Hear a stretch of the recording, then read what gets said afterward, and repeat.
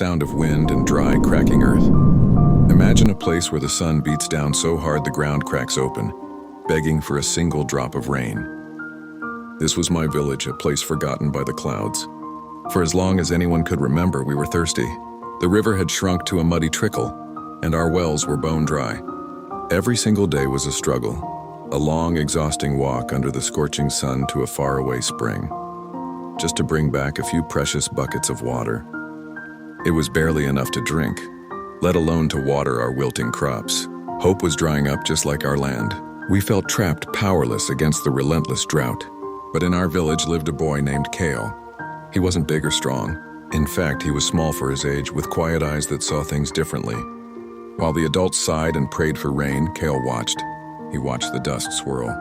He watched the few withered leaves that clung to the trees, and he watched the sky.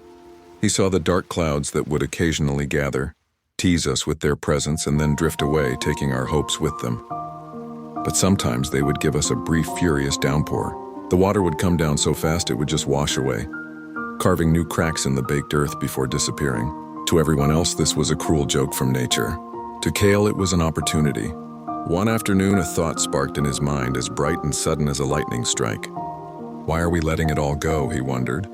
He ran to the village scrap heap, a place where forgotten things went to die. He gathered an old cracked clay pot, a large discarded bucket, and some worn-out pieces of cloth. He then collected handfuls of pebbles and sand from the dry riverbed. His neighbors watched, confused. "What is that boy doing with all that junk?" they'd whisper. But Kale wasn't playing, he was inventing. He carefully layered the pebbles, then the sand, then the cloth inside the cracked pot. He placed this contraption over the clean, empty bucket. It looked simple, almost silly, but it was brilliant. That evening, when a sudden storm finally broke, Kale placed his device under the gushing stream of water pouring from a roof. The muddy, debris-filled rainwater flowed into the top pot, and slowly, miraculously, drop by drop, clean, clear water began to drip into the bucket below. It worked. It actually worked. Word spread like wildfire. The villagers, who had first been skeptical, gathered around Kale's invention in awe. They saw the clear water and tasted it. It was fresh, it was life.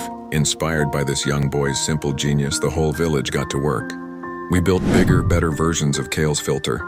Every home had one.